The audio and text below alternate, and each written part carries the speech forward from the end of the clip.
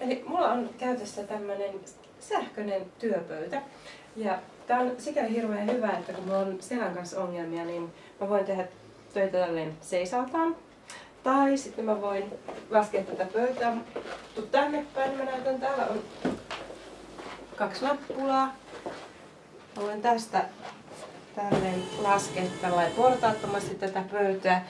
Ja sitten jos mä haluan tehdä välillä tuolin kanssa, niin mä voin tehdä tuolin kanssa. Ja tää on aika helppoa. Tää on sikäli, että kun tästä pitää molemmat kädet olla sitten silloin kun sä nostat tai lasket, niin välttyy siltä, että sormet on täällä ja putken välissä. Mutta tää on tosi näppärä ja nykyisin nämä pöydät ei ole enää niinku mitään suhteettoman kalliitakaan. Ja tietysti tähän voi sitten kun tämä on siivottu ja kauniisti laitettu, niin käyttää myös baaripöytä.